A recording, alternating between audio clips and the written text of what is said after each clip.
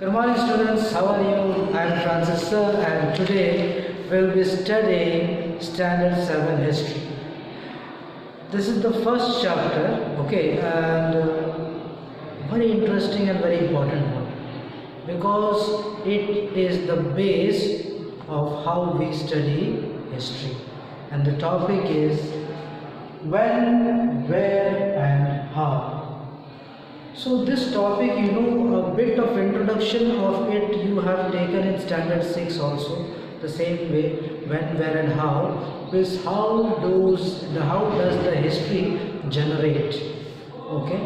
So today we are going to talk about the Indian subcontinent. How did the history of Indian subcontinent generate? So we will start from the map and the medieval India. So when we talk of map, there is a technique or a method of making maps. This technique or method of making map is called cartography. Okay, and the person who does this work is called cartographer. One of the very famous cartographers who made the map for India or the Indian subcontinent was Al-Idrisi, and he did that in 1154 AD. You understand, almost a century, 1000 years before, almost the first, not the first map of the whole world, I am talking about the map for India, that was made in 1154. When you were in standard 5 or 4, I don't remember, you might have studied about the cartography. Yes, in that you learned that who is the father of cartography. It is Claudius Ptolemy. Yes, Claudius Ptolemy is the father of cartography. He was a Greek. He was a Greek cartographer. And it was started quite before this Al-Idrisi. Okay. And then we have Guillermo de Isla. Okay, Guillermo de Isla. He was from November. Okay, and he made a map of India in 1720, which was quite identical to the map that we use in modern times. Okay, 1720 is not very far away, means almost 300 years back. Yes, it was the time from where the exact or the modern map of India and the world was almost developed. So you can see this map in your book also. Both these maps are provided in your book. You can go through and you can see how these two maps differ. Actually, thing is that how do people make map? Actually, they have to do the survey. They have to move and move from all the directions, and they have to generate that mapping system. But you understand, in 1154, the people did not used to move much. Yes, they used to live a very confined life, very few people. Yes, very big tradesmen, only they, or very big rulers, the person who ruled from one very vast area. Like, we had Mughal Empire, like we had Delhi Sultanate, or we have the Mauryan Empire, so much big areas, when so much big empires, when they are ruled by one person, only those are the times when people can move from one place to another. But basically common people don't move, only businessmen only move. So they were the one who were actually interested in mapping system. Okay, so since as the time passed, more and more international trade started to be conducted, came into existence. People started moving from one place to another in a large scale. Then the map slowly developed, and now we have the post-modern map because of various other sources also. For example, now we have longitudes and latitudes, we have satellite mapping system, and so many things we have. Okay, so this is about our maps. So as the maps also changed from time to time, we were getting more exact mapping system of the area that was under India or Indian subcontinent. as the time passed, quite amount of times the names were also changed. Changing name of the subcontinent. The first time, the very familiar name that we use nowadays is Hindustan. The first time it came into use by Minhaj-e-Siraj, he was at the time of the Delhi Sultanate. Okay, so this Minhaj-e-Siraj told about Hindustan along the areas where this rivers of Punjab, that 5 rivers Punjab,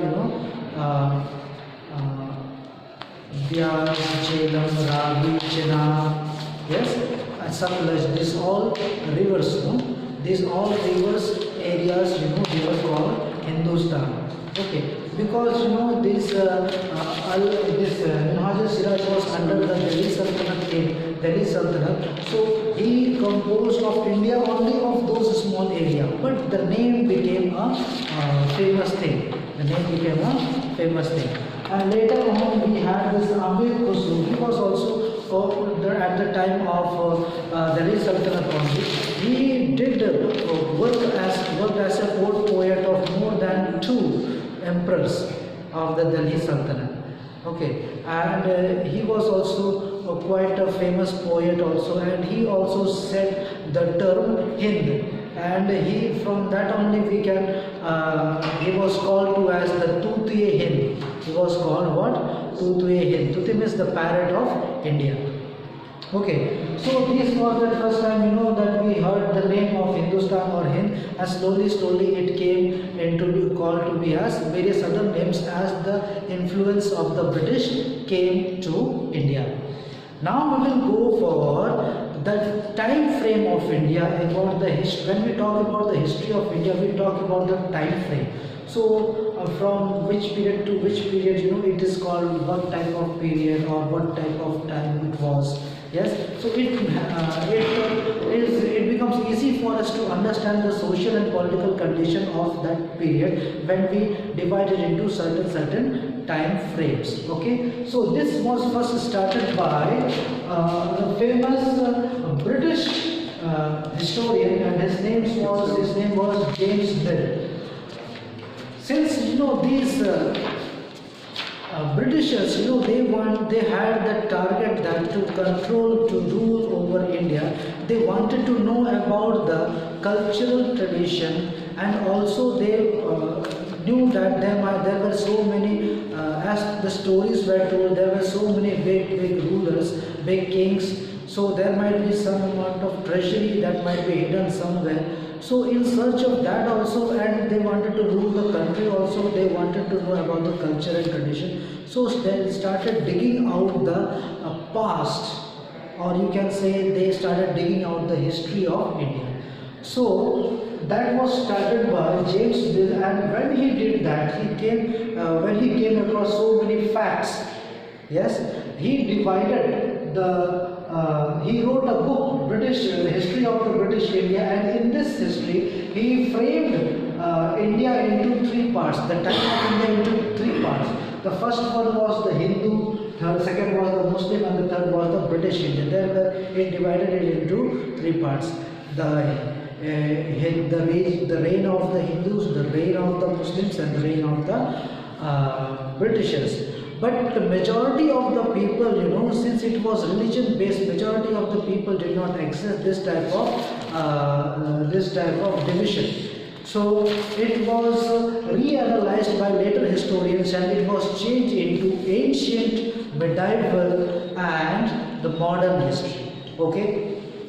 So this was done in later. Later it was changed into ancient, medieval, and modern history.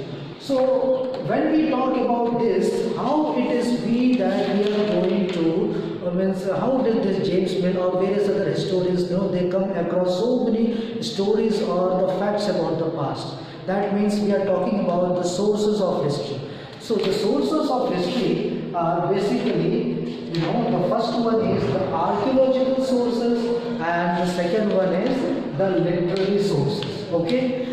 So these are basically the fundamental sources, which gives us quite a significant amount of information regarding our past.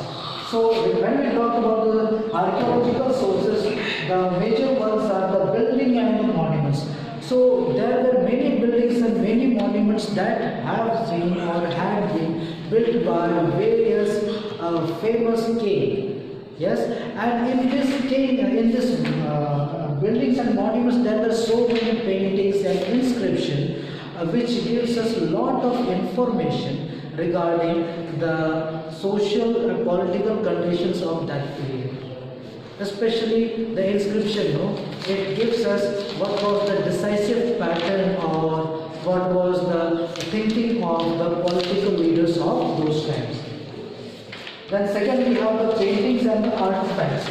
There are so many paintings, we have found regarding, of the during the Mughal Empire, of the Delhi Sultanate also, and there are some paintings and the frescoes that have been found in the Ajanta and the Ellora caves.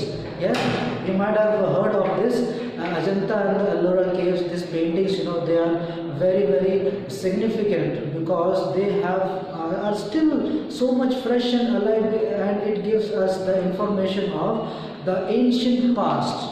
Okay, so paintings and artifacts are quite important. Then we have another one is coins and the inscriptions. So these coins and inscriptions are also a very important thing.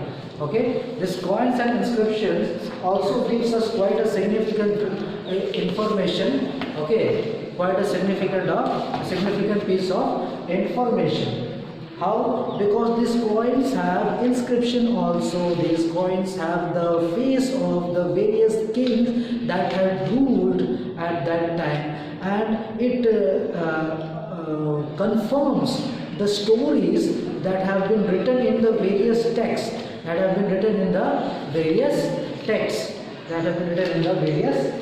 Okay, and when we are talking about inscription, these inscriptions are present in the various buildings and monuments that are there.